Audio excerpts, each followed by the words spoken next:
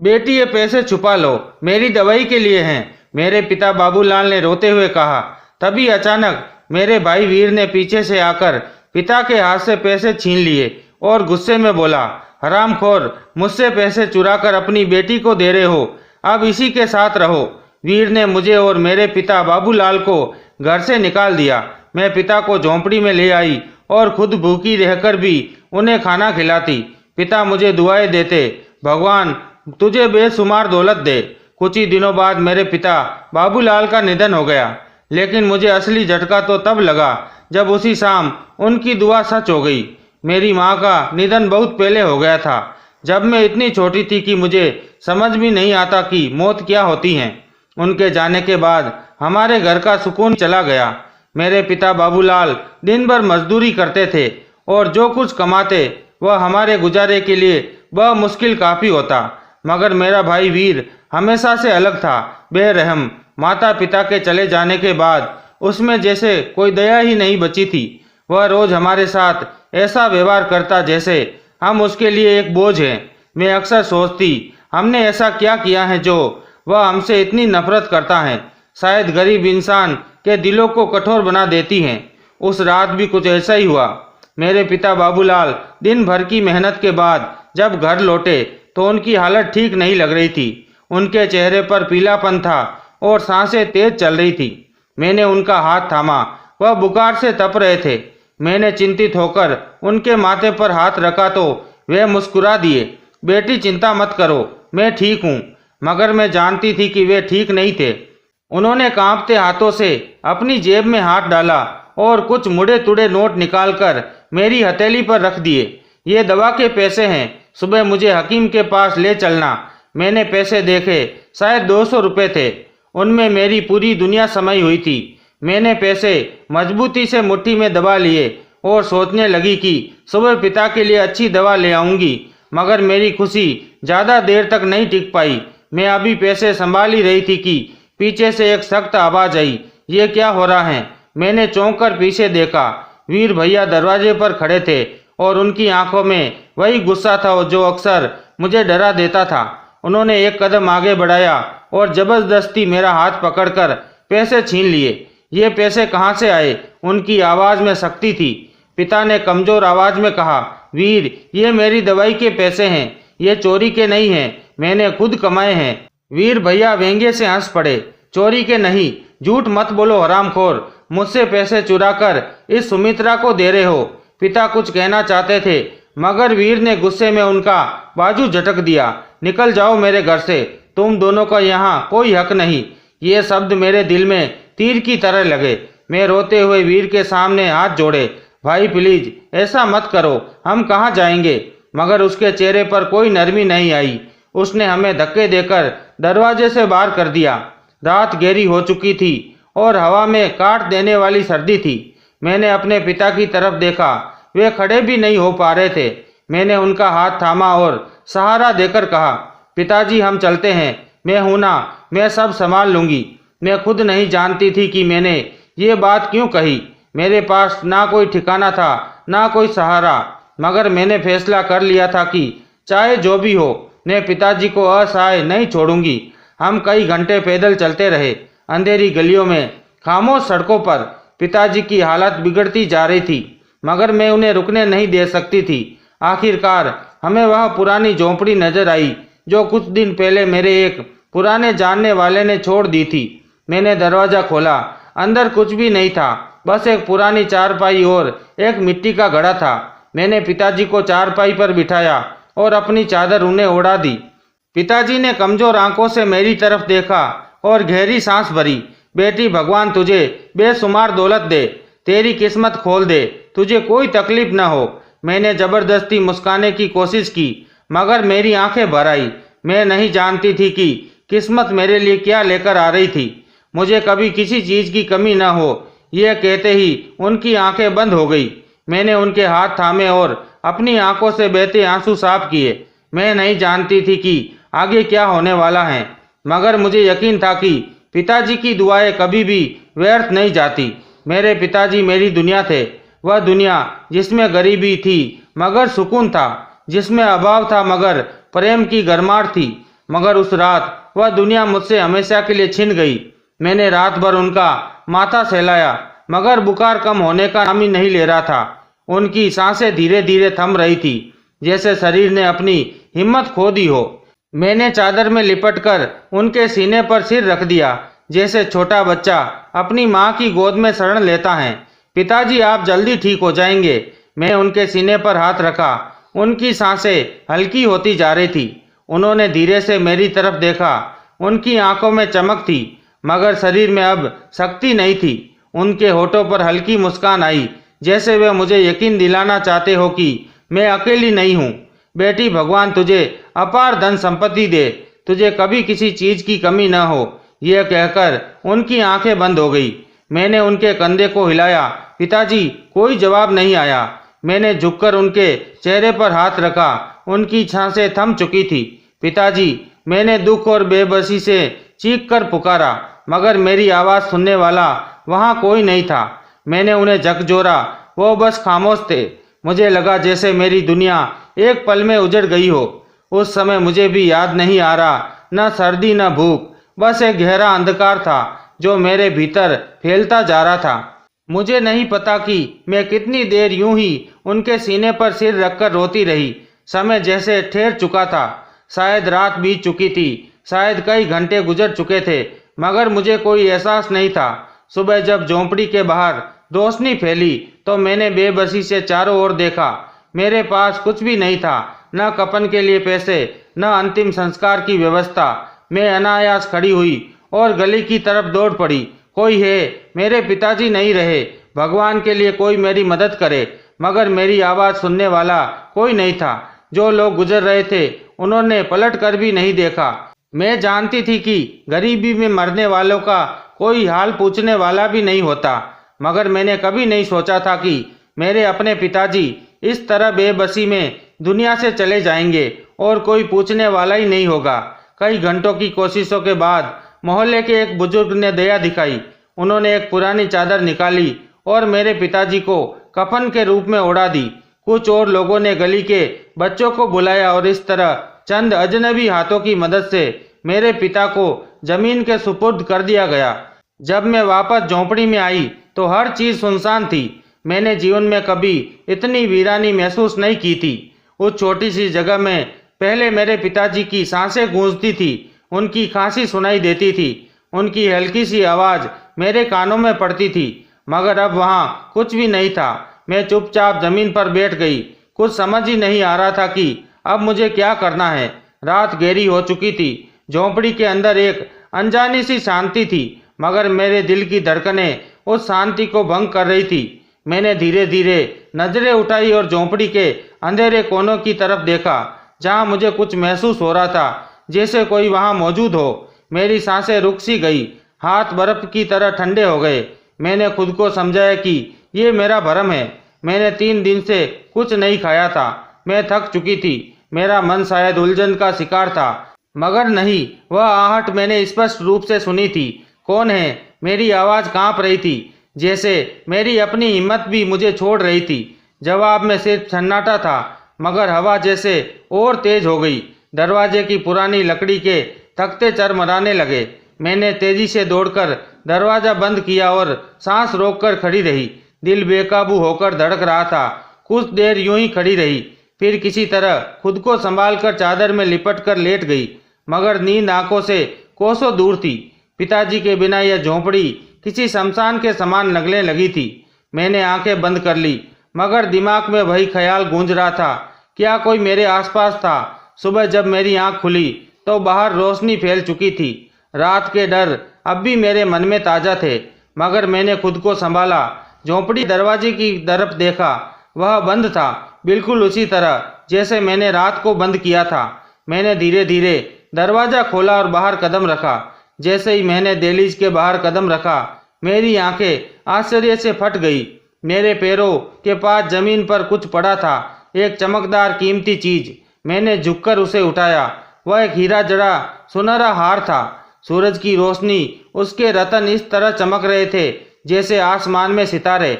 मैंने उसे उलट पलट कर देखा। वह असली लग रहा था। मैंने अपने जीवन में कभी इतनी महंगी चीज नहीं देखी थी। ये कहाँ से आया? मेरी सांसें तेज हो गई। कोई आया था रात को जब मैं बेखबर लेटी थी।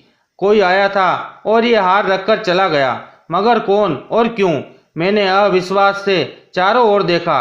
गली सुनसान थी, कोई नहीं था। मैंने दोबारा खुद को चादर में लपेट लिया, जैसे किसी ने मुझे देख लिया तो ये मुझसे छीन लेगा। मेरे दिमाग में सवालों का तूफान था। ये हार कौन छोड़कर गया? क्या यह सिर्फ संयोग था या किसी की साजिश? और सबसे बड़ा सवाल, अब मैं इसके साथ क्या करूं? मैंने हार को चादर में लपेटकर मजबूती से पकड़ लिया। मेरी सांसें बेतरतीब हो रही थी, दिल जोरों से धड़क रहा था। यह कैसे संभव था?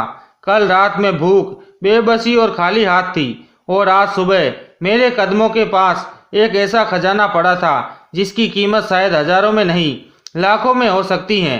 मेरी उंगलियां हल्के से हार के चमकते हुए रत्नों पर फिसलने लगी। ये असली हीरा लग रहा है, बेहद कीमती, बेहद दुर्लभ। मगर ये आया कहाँ से और किसने इसे मेरे दरवाजे पर रखा? मेरे अंदर एक अजीब सी बेचैनी सिर उठाने लगी। कहीं यह चोरी का तो नहीं? अगर किसी ने इसे चुरा कर यहाँ रख दिया हो, अगर कोई मुझे इसका असली मालिक समझ ले, और अगर मैं इसे रख लूँ तो यह क्या सही होगा? मेरी सोच उलझने लगी।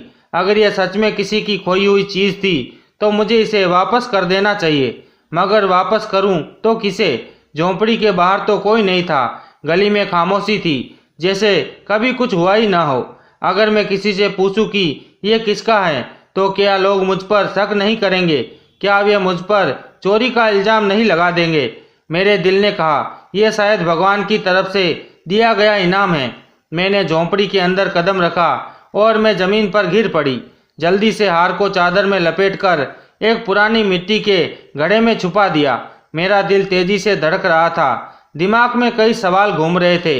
ये हार आखिर आया कहाँ से? अगर ये किसी का था तो मुझे उसे लौटाना चाहिए, लेकिन किसे? और अगर मैं किसी से पूछती तो क्या लोग मुझ पर भरोसा करते? अभी मैं इन्हीं सोचों में डूबी थी कि अचानक बाहर किसी के भारी कदमों की आवाज़ आई। मेरा दिल जोरों से धड़कने लगा। अगले ही पल दरवाजा एक झटके से खुला और वीर अंदर आ गया। उसे देखते ही मेरे अंदर डर की लहर दौड़ गई। उसकी आंखों में गुस्सा और घमंड भरा था, लेकिन आज उसमें कुछ और ही था, जैसे वह गुस्से में कोई बड़ा कदम उठाने आया हो।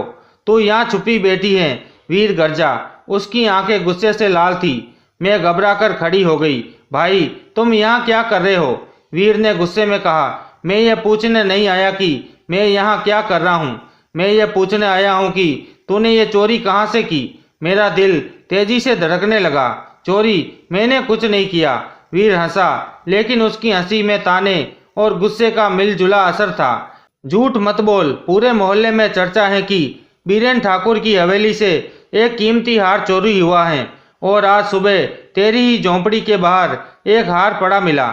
ये सब इत्तेफाक है। मेरे हाथ पैर ठंडे पड़ गए। तो क्या सच में ये हार चोरी का था? मगर मैंने तो इसे नहीं चुराया। ये झूठ है, मैंने कुछ नहीं चुराया। मेरी आवाज़ कांपने लगी। वीर ने आगे बढ़कर मेरा बाजू कसकर पकड़ लिया। तुम मुझे मूर्ख समझती है? जो लड़की 2 वक्त की रोटी को तरसती है, उसके पास इतना महंगा हार कहाँ से आया? मैंने अपना हाथ छुड़ाने की कोशिश की। मैंने नहीं चुराया, किसी ने इसे मेरे दरवाजे पर रखा था। मुझे नहीं पता कि कौन था, लेकिन वीर मेरी बात मानने के लिए तैयार नहीं था। उसने गुस्से से कहा, अगर तूने अभी वह हार मुझे नहीं दिया तो फिर मैं तुम्हें पुलिस हवाले कर दूंगा। पुलिस? मेरा दिल बैठने लगा। मैंने कभी पुलिस का सामना नहीं किया था। अगर वे मुझे पकड़कर ले गए तो कोई मेरी बात पर यकीन नहीं करेगा।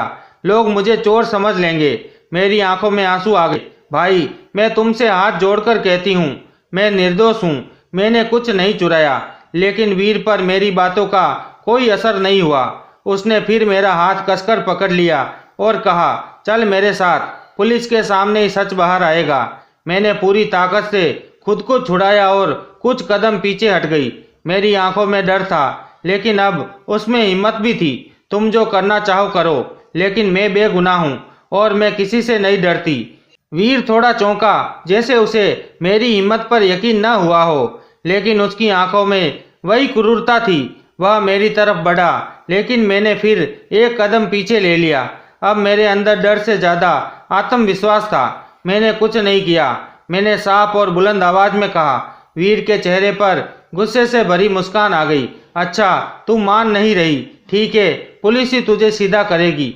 वह आगे बढ़ ही रहा था कि अचानक गली में किसी की भारी आवाज गूंजी। रुक जाओ। वीर वहीं ठहर गया। मैंने चौंक कर दरवाजे की तरफ देखा।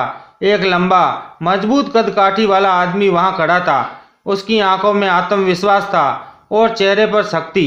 मैंने उसे पहले कभी नहीं देखा था, मगर उसी लम्हे वह मुझे किसी रक्षक से कम नहीं लगा। तुम कौन हो? वीर ने गुस्से से पूछा। ये सवाल मैं तुमसे पूछना चाहता हूँ। वह शख्स जिसे बाद में मैं रोहन के नाम से जान पाई, अंदर आकर सीधा वीर के सामने खड़ा हो गया। तुम एक कमजोर लड़की पर हाथ उठाने जा रहे थे, किस हक से? वीर बिफर गया। ये मेरा पारिवारिक मामला है, तुम्हें इसमें बोलने का कोई हक नहीं। रोहन की नजरें एक पल के लिए मुझ पर रुकी, जैसे वह मेरी हालत का अंदाजा लगा रहा हो। फिर उसने वीर की तरफ देखा। मैं किसी के पारिवारिक मामलों में दखल नहीं देता, लेकिन अगर तुम किसी बेगुनाह पर जुल्म करोगे तो मैं चुप नहीं बैठूंगा। वीर दांत पीस कर रह गया, मगर रोहन की मौजूदगी ने उसे थोड़ा पीछे हटने पर मजबूर कर दिया। वह जानता था कि इस आदमी से उलझना आसान नहीं होगा। जो करना है कर लो, मगर ये चोरनी जल्दी ही पकड़ी जाएगी। वीर ने उंगली उठाकर मुझे धमकाया, फिर पैर पटकता हुआ झोंपड़ी से बाहर निकल गया। मैंने गहरी सांस ली, जैसे बहुत बड़ा बोझ मेरे दिल से उतर गया हो। मगर अब मेरे सामने रोहन खड़ा था, एक अनजान मददगार। मुझे नहीं पता था कि उस पर भरोसा करना चाहिए या नहीं। तुम ठीक हो? रोहन ने नरमी से पूछा। मैंने सिर हिलाया, मगर मेरी आंखों में सवाल थे। आप कौन हैं और मुझे बचाने क्यों आए थे? रोहन हल्की मुस्कान के साथ बोला, ये सवाल बाद में, अभी तुम्हें मेरे साथ चलना होगा। कहाँ? मैंने हैरानी से पूछा। एक ऐसी जगह जहाँ तुम्हारी हिफाजत होगी और जहाँ से तुम्हें इस मुसीबत से बाहर निकलने में मदद मिलेगी। उसने गंभीरता से कहा। मेरे पास और कोई रास्ता नहीं था। अगर मैं यहाँ रहती तो वीर जरूर कोई चाल चलता और मैं खुद को एक बड़ी मुसीबत में डाल देती। मैंने एक पल सोचा, फिर सिर हिला दिया। रोहन ने आगे बढ़कर दरवाजा खोला और मैं उसके पीछे चल पड़ी। हम एक बड़ी हवेली के दरवाजे पर पहुंचे। ये हवेली किसी अमीर व्यक्ति की लगती थी, ऐसी जगह जहां मैंने कदम रखने की कभी कल्पना भी नहीं की थी। यहाँ कौन रहता है? मैंने आश्चर्य से पूछा। रुबीना तुमसे मिलना चाहती हैं, रोहन ने जवाब दिया और दरवाजा खोलकर अंदर चला गया। दिल में अनगिनत सवाल लिए मैं उसके पीछे चल पड़ी। मेरी तकदीर मुझे कहाँ ले जा रही थी और ये रुबीना कौन थी? हवेली के अंदर कदम रखते ही मैंने अपनी जिंदगी में पहली बार इतनी भव्य जगह देखी थी। ऊंची छतें, झिलमिलाते झूमर, संगमरमर के चमकते फर्श, दीवारों पर टंगी नायाब तस्वीरें, ये सब किसी सपने जैसा था। मेरे कदम अनायास रुक गए। मैंने अपनी मैली चादर को कसकर पकड़ लिया, जैसे ये शान और शौकत मुझ पर भारी पड़ रही हो। चलो, रुबीना तुम्हारा इंतजार कर रही है, रोहन ने कहा और मुझे एक बड़े कमरे की ओर ले गया। मैं अंदर दाखिल हुई तो एक गरिमामयी महिला सामने सोफे पर बैठी थी। वह उम्र दराज थी, मगर उसकी आंखों में एक अजीब सी नरमी झलक रही थी। बेटी इधर आओ, उन्होंने कोमल स्वर में कहा। मैं झिझकते हुए आगे बढ़ी और चुपचाप खड़ी हो गई। वह मुझे ध्यान से देख रही थी, जैसे मेरी आंखों के पीछे छिपे दर्द को पढ़ने की कोशिश कर रही हो। रोहन ने मुझे सब कुछ बता दिया है, वह धीरे से बोली। तुम्हारे साथ जो अन्याय हुआ उसे सुनकर मेरा दिल दुख से भर गया। मेरे होठ कांप गए, मगर मैं कुछ कह न सकी। यहाँ बैठो, उन्होंने अपने पास जगह बनाते हुए कहा। मैं झिझकते हुए सोफे के किनारे पर बैठ गई। मेरे दिल में अजीब सी बेचैनी थी। यह सब मेरे लिए नया था। ये नरमी, ये सम्मान, ये मेहरबानी। मैं तो हमेशा ठुकराई गई थी, हमेशा अपमानित की गई थी। बेटा, जब तक तुम चाहो यहाँ रह सकती हो।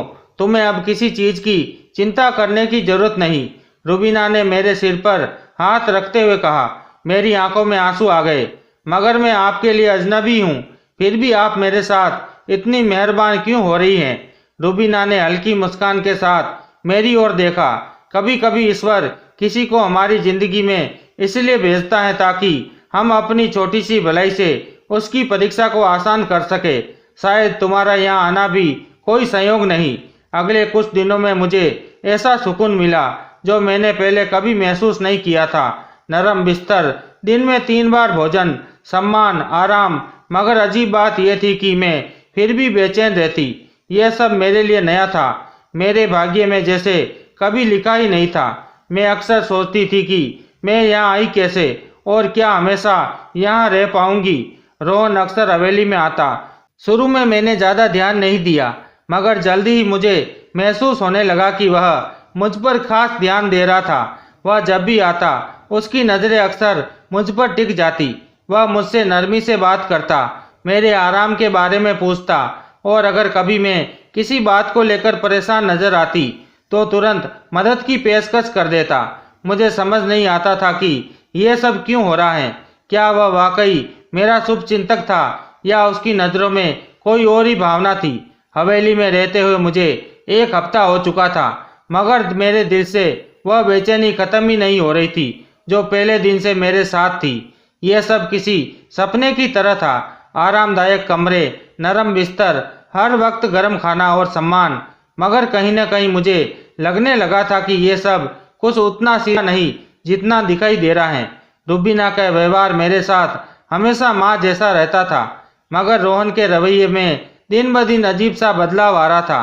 पहले वह मेरी मदद करता था, मुझसे नरमी से बात करता था, मगर अब उसकी नज़रों में कुछ और था, कुछ ऐसा जिसे मैं समझ तो रही थी मगर स्वीकार नहीं करना चाहती थी।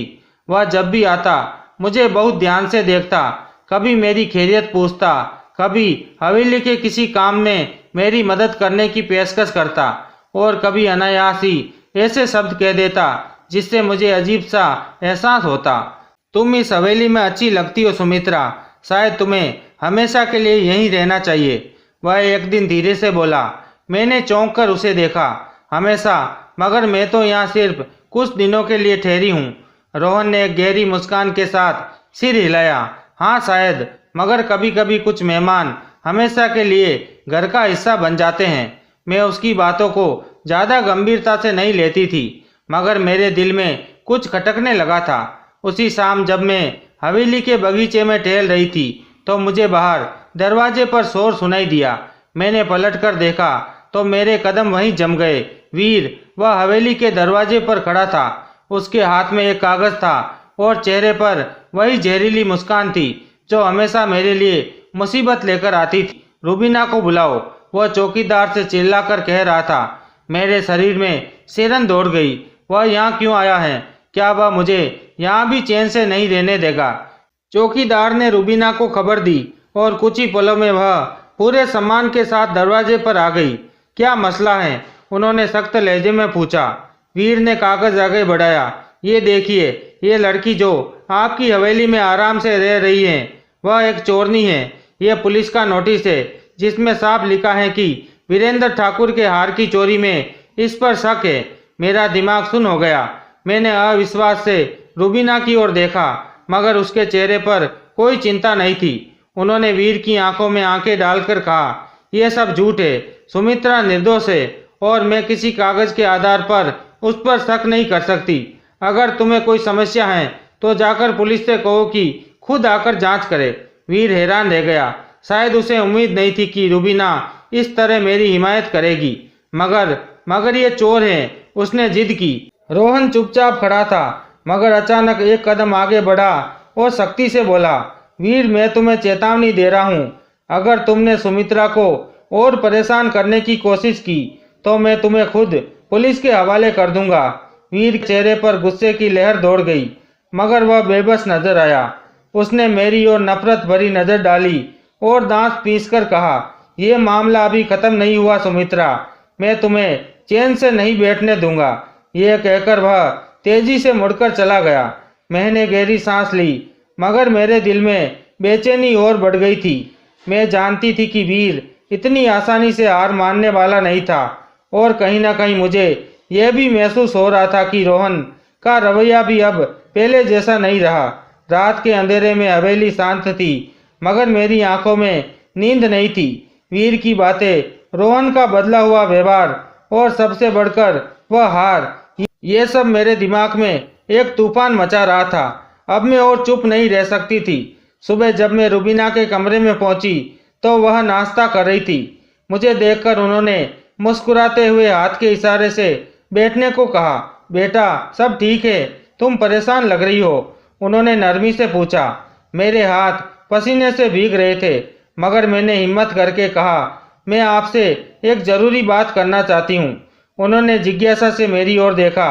मैंने कांपते हाथों से अपनी चादर के भीतर वह हार निकाला जिसे मैंने झोंपड़ी में छिपा रखा था। जैसे ही वह चमचमाता हुआ हार रुबीना के सामने आया, उसकी आंखें हैरानी से फैल गई। ये तुम्हें कहाँ से मिला? उनकी आवाज़ में हल्का सा कंपन था। मैंने संक्षेप में उन्हें सब कुछ बता दिया। कैसे एक सुबह ये मेरे दरवाजे पर पड़ा मिला, कैसे वीर ने इसे चोरी का हार बताकर मुझे बदनाम करने की कोशिश की, और कैसे मुझे खुद भी नहीं पता कि ये वास्तव में किसका है। रुबीना ने मेरे हाथ से हार लिया। उनकी उंगलियां उसके नगीनों पर कांप रही थी और आंखों से आंसू तैरने लगे। ये हार ये मेरी बेटी का था। उनकी आवाज़ रुक गई। मेरा दिल जोर से धड़का। बेटी, रुबीना ने गहरी सांस ली, जैसे किसी पुराने घाव को दोबारा खोल रही हो। हाँ, मेरी बेटी, जो बरसों पहले मुझसे बिछड़ गई। कमरे का माहौल अचानक भारी हो गया। मैंने अविश्वास से उसकी ओर देखा। मगर वह लापता कैसे हुई? मेरी आवाज़ धीमी थी, जैसे मैं ये सच्चाई जानने के लिए तैयार नहीं थी। रुबीना ने हार को सीने से लगा लिया। उसकी आंखें किसी भूली बिसरी याद को टटोल रही थी। वह बहुत छोटी थी, मुश्किल से 5-6 साल की थी। एक दिन बाजार गई और फिर कभी वापस नहीं आई। हमने उसे पूरे शहर में खोजा, हर दरवाजा खटखटाया, मगर वह नहीं मिली। पुलिस भी कुछ नहीं कर सकी। ये हार मैंने उसे जन्मदिन पर दिया था। वह हमेशा इसे पहने रखती थी। उनकी आवाज़ टूटने लगी और मेरी आत्मा में सिरन दौड़ गई। मेरे कानों में गलियों की पुरानी आवाज़ें गूंजने लगी। मैंने अपने बचपन की वे धुंधली तस्वीरें मन में उभरती हुई महसूस की। किसी ने मुझे जोर से पकड़ा था। मैं चीख रही थी। कहीं अंधेरा था और फिर एक अजनबी जगह, एक नया नाम, एक नई जिंदगी। मेरी सांसें तेज होने लगी। रुबीना जी, आपकी बेटी का नाम क्या था? रुबीना ने आंसू भरी आंखों से मेरी ओर देखा, जैसे उनकी जिंदगी का सबसे बड़ा दुख अब शब्दों में बदलने वाला था। सुमित्रा। जमीन जैसे मेरे पैरों के नीचे से खिसक गई। ये कैसे हो सकता है? रुबीना के होठों से निकलता मेरा नाम कमरे में गूंजता ही चला गया।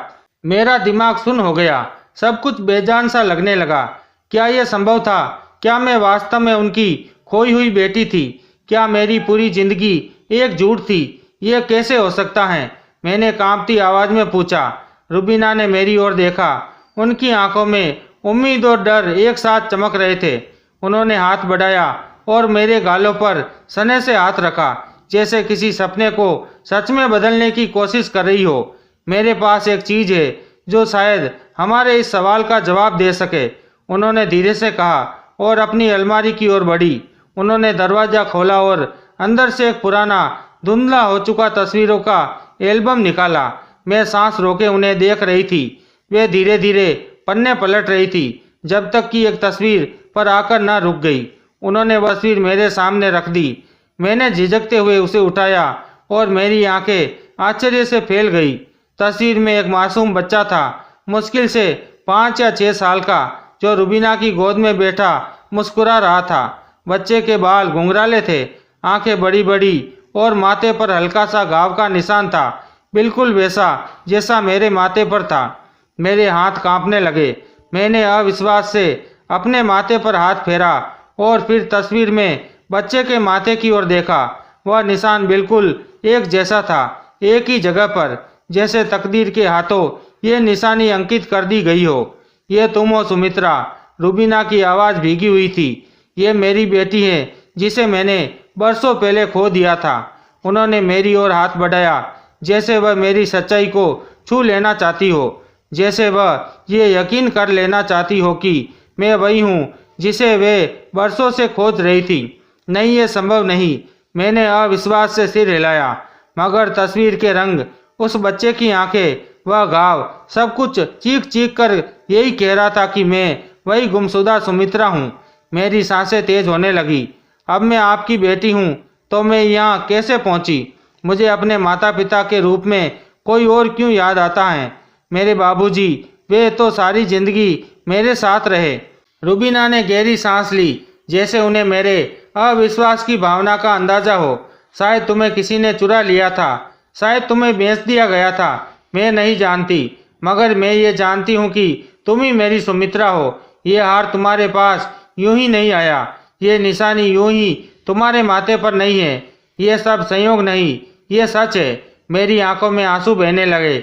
अगर ये सब सच था तो फिर मैं कौन थी जिसे मैं अपनी सच्चाई मानती आई थी? वह तो सरासर धोखा नहीं।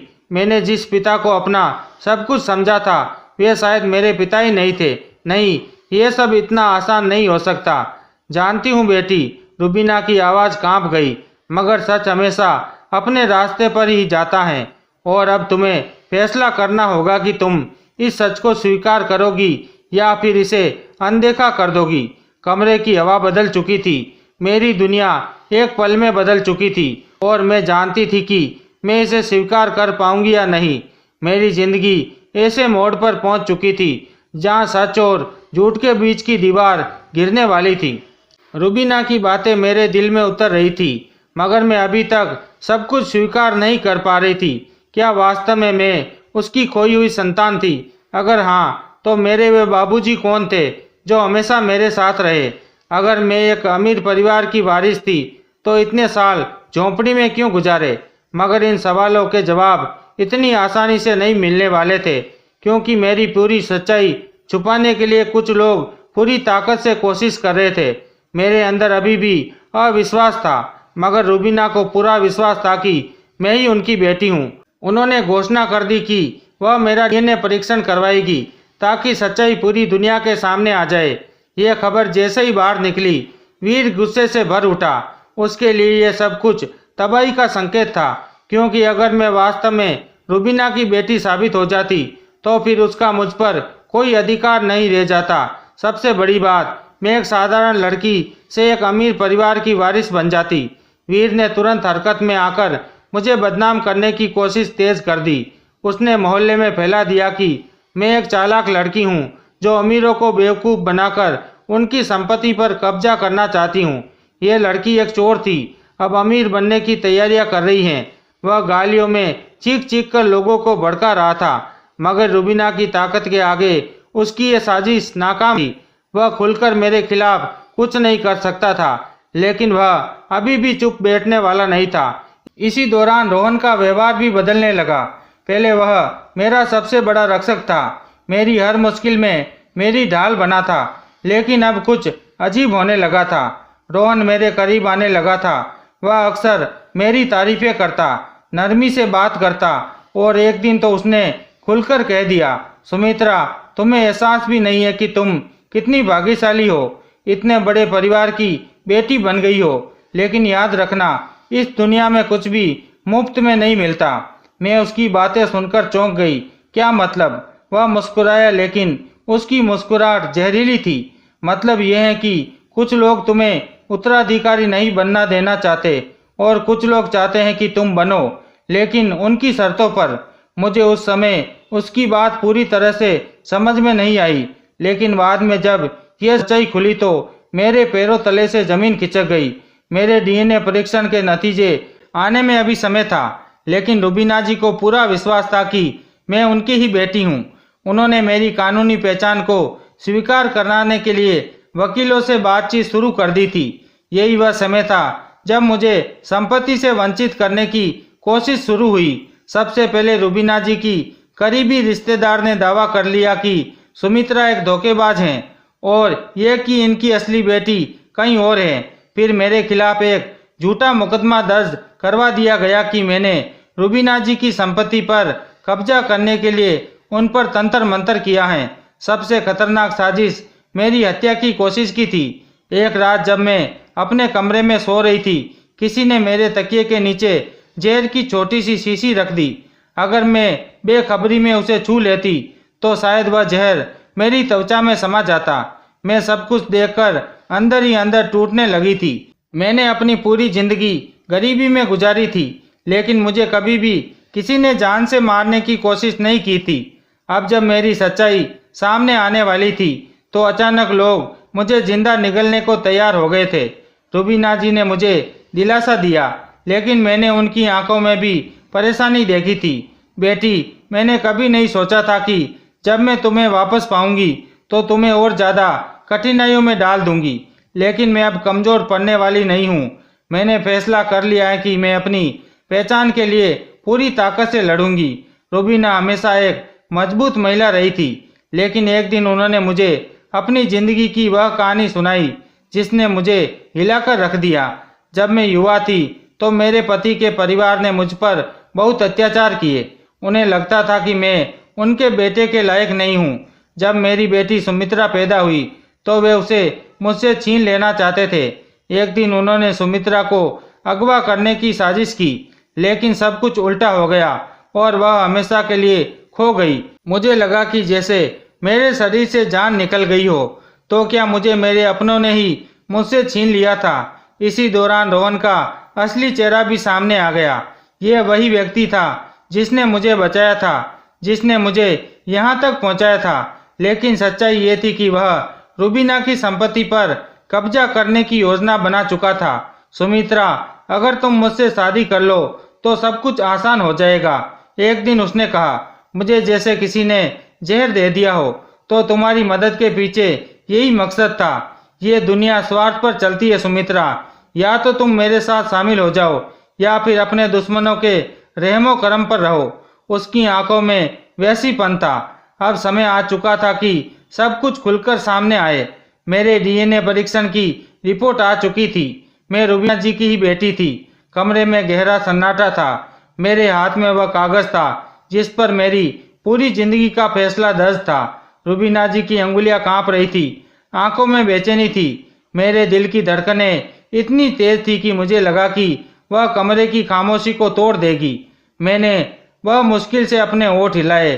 क्या क्या लिखा है इसमें? रुबीना जी ने धीरे धीरे रिपोर्ट को खोला। एक पल के लिए उसे लगा, फिर उनकी आंखों से आंसू बहने लगे। यह सच है, तुम मेरी बेटी हो सुमित्रा। ये शब्द मेरे कानों में गूंजे, लेकिन मुझे लगा कि जैसे मैं किसी सपने में हूँ। मैं वही सुमित्रा थी जो एक झोंपड़ी में भूख और ठंड से लड़ती रही, और आज मैं इस हवेली की कानूनी उत्तराधिकारी साबित हो चुकी थी। लेकिन मेरे पास खुशी मनाने का समय नहीं था, क्योंकि खेल अभी खत्म नहीं हुआ था। रिपोर्ट के सामने आते ही वीर का गुस्से से बुरा हाल हो गया। वह चीखने लगा, ये झूठ है, ये लड़की धोखा दे रही है। मैं मान ही नहीं सकता कि ये किसी अमीर परिवार की बेटी हो सकती हैं। लेकिन अब कोई उसकी बात सुनने वाला नहीं था। रुबीना जी के वकीलों ने सभी कानूनी कार्रवाई पूरी कर ली थी और वीर के खिलाफ पहले ही धोखाधड़ी और जालसाजी के मुकदमे दर्ज किए जा चुके थे। यह सब तुम्हारे लालच ने किया वीर, मैंने सख्त लहजे में कहा। तुम्हें बचपन में एक बहन मिली थी, लेकिन तुमने हमेशा उसे एक बोझ समझा। अब समय आ गया है कि तुम अपने किए का हिसाब दो। वीर को पुलिस के हवाले कर दिया गया। जब सिपाही को उसे लेकर जा रहे थे, उसने आखिरी बार पलटकर मुझे नफरत भरी नजर से देखा। तुमने मुझे बर्बाद कर दिया सुमित्रा, मैंने बेपरवाही से कहा। नहीं, तुमने खुद को बर्बाद किया है। रोहन का चेहरा भी उतर चुका था। उसकी चालाकियां सबके सामने आ चुकी थी। रुबीना जी ने उसकी ओर देखना भी गवारा नहीं किया। तुम मेरे भरोसे के काबिल नहीं थे रोहन। रोहन हार मानकर वहां से चला गया। सब कुछ बदल चुका था। मैं अब रुबीना जी की कानूनी उत्तराधिकारी थी, लेकिन यह सब मेरे लिए अर्थहीन था। मैंने कई रातें जागकर सोचा कि मैं क्या चाहती हूँ, और फिर मैंने फैसला कर लिया। माँ, मैं आपकी बेटी हूँ और हमेशा रहूंगी, लेकिन मैं वह जिंदगी नहीं जी सकती जो मेरे लिए अजनबी हो। मैं उन लोगों के लिए कुछ करना चाहती हूँ जो आज भी उसी अंधेरे में हैं जिसे मैं कल थी। रुबीना जी की आंखों में गर्व के आंसू आ गए। यही तो मेरे खून की पहचान है सुमित्रा, मैंने मुस्कुराकर उनके गले लगते हुए कहा। पिताजी की दुआ कबूल हो गई माँ। दोस्तों, अगर आपको हमारी कहानी पसंद आई हो तो कमेंट करके ज़रूर बताइए। इस वीडियो को लाइक करें और ज़्यादा से ज़्यादा शेयर करें। अगर आप इस चैनल पर नए हैं तो चैनल को सब्सक्राइब जरूर करें और नोटिफिकेशन बेल को जरूर दबाएं, ताकि अगली अपडेट सबसे पहले आपको मिले। धन्यवाद।